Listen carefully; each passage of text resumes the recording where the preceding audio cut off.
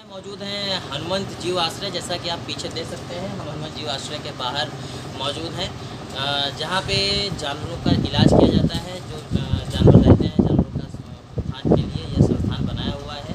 इसके जो संस्थापक हैं वो अखिलेश अवस्थी जी हैं। तो अब हम चलेंगे हनुमंत जीव आश्रय में और हम देखेंगे किस तरीके से यहाँ पे जानवरों का रखरखाव होता है, जानवरों की सेवा की जाती है। ये जैसा कि आप देख सकते हैं, इस तरफ जानवरों के खाने के लिए भोजन की व्यवस्था है, भूसा वगैरह की व्यवस्था है। यहाँ पे यहाँ पे जानवर रखते हुए, यहाँ पे कुछ जानवरों का ट्रीटमेंट डॉक्टर द्वारा लगाया जा रहा है। जो बीमार पशु या जो दुर्घटनाग्रस्त जानवर आते हैं उनका इलाज किया जाता है। और हम देख सकते हैं कि ये जानवर यहाँ पर ये कहीं ना कहीं से दुर्घटनाग्रस्त होकर आए हुए हैं और इनका यहाँ पे इलाज होने के बाद भरण पोषण और खाना किया जाता है। यहाँ पे जो हमें जानकारी अभी तक मिली है उसके हिसाब से यहाँ पे कम से कम 150 जानवर हैं जो इस संस्थान द्वारा जिनका इलाज इस समय हो रहा है, जो अग्रसर हैं।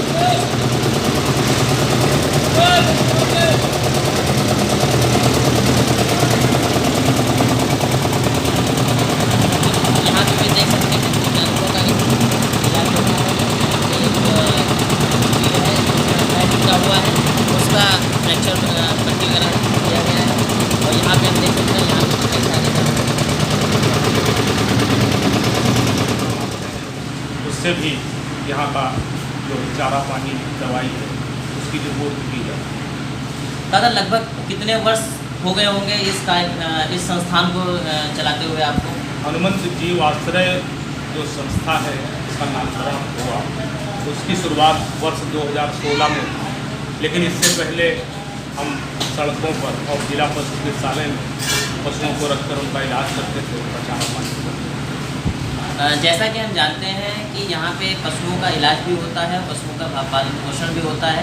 और यहाँ पे उन्नाव में हनुमंत जीव आश्रय एम्बुलेंस भी चलती है। जो दुर्घटनाग्रस्त जानवर होते हैं उनको हनुमंत जीव आश्रय से लाया जाता है। दादा, इस समय अपने पास कितनी एम्बुलेंस होंगी? पशुओं को लाने के लिए 3 एम्बुलेंस हैं और मनुष्यों की अंतिम यात्रा के लिए 2 अनंत रथ हैं। हनुमंत जीव आश्रय की तरफ से 2 अनंत रथों का भी यहाँ पे व्यवस्था की गई थी, जो आपको मुफ्त सेवा जो प्रदान की जाती है, जो आपको नाव से लेकर गंगा घाट तक आपको जो असमर्थ लोग हैं, जो नहीं ले जा सकते हैं, जिनमें अंतिम यात्रा ले जाने की समर्थता है, उसमें ये सहयोग करते हैं। दादा, जैसा कि हम लोग जानते हैं कि यह एक अच्छा कार्य है, तो आप उन्नाव वासियों से किस तरीके से आप कहना चाहेंगे कि इसको और आगे बढ़ाएं और किस तरीके से इसको हम और आगे लेके जा सकते हैं? आजकल युवा जो है, युवा वर्ग, वो बहुत ज़्यादा प्रैक्टिकल चीज़ों पे विश्वास करता है। तो किस तरह से युवाओं को आप इस तरफ से, क्योंकि जो पुराने लोग थे वो तो गौ सेवा और जानवरों सेवा करने के लिए आगे रहते थे, पर आज का युवा जो है वो बहुत प्रैक्टिकल है, IT वर्क सब भागना चाहता है, बहुत ज़्यादा बहुत सी चीज़ों में इन्वॉल्व रहता है। उसका एक जो प्यार है कहीं जानवरों के प्रति वो उतना नहीं रहता। इसके युवाओं को इस तरफ आकर्षित करने के लिए आप क्या कहना चाहेंगे? नई पीढ़ी से हमारा अनुरोध कि वो जब भी समय मिले कम से कम माह में 1 दिन जीवाश्रय आए और यहाँ की सेवा देखें। ज़रूरी नहीं वो संतुष्ट हों, लेकिन इतना अवश्य होगा कि वो अगर असंतुष्ट होंगे तो हमारी यात्रा में जहाँ कहीं कोई कमी होगी उसे सुधारने का अवसर हमें मिलेगा, और अगर वो संतुष्ट हैं तो वो अपना योगदान दें। मैंने कुछ समय गुजरात और राजस्थान में भी बिताया है। मैंने वहाँ देखा, वहाँ पे जो आश्रम बने हैं दादा, वहाँ पे संडे को लोग परिवार के साथ जाते हैं। वहाँ पे घास रखी होती है, घास को लेके पशुओं को खिलाते हैं, गायों की सेवा भाव से ही उनको खिलाते हैं और जानवरों के विषय में जानते हैं।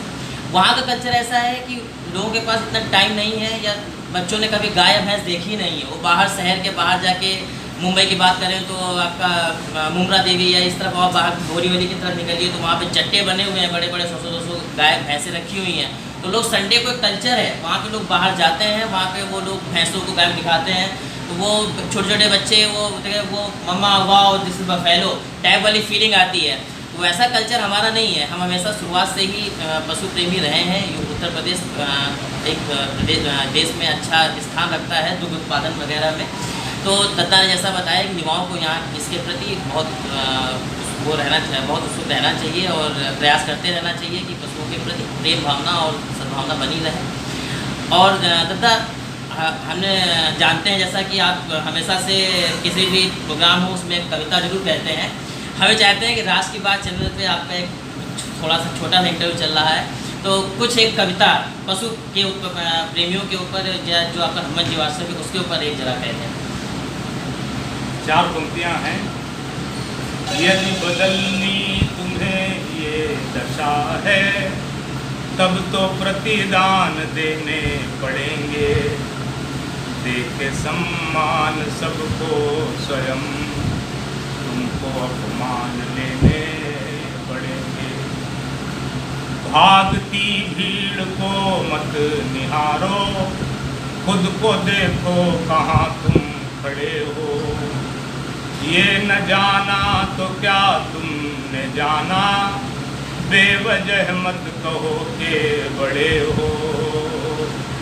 सच में पा जाओगे तुम बड़ाई, किंतु बलिदान देने पड़ेंगे, देके सम्मान सबको स्वयं तुमको अपमान देने पड़ेंगे। बहुत बढ़िया। जिस तरीके से दत्ता ने हमें यह पंक्तियाँ सुनाई, बहुत ही उम्दा पंक्तियाँ हैं। और इसी के साथ हम इस इंटरव्यू का समापन करेंगे। और नौवासियों से मैं ये कहना चाहूँगा कि हनुमान जी वास्ते मंथ में युवा हो या बुजुर्ग हो या बच्चे हों, एक बार ज़रूर आएँ। अपना जो भी छोटा बड़ा जो भी आप सहयोग कर सकें वो सहयोग जरूर करें।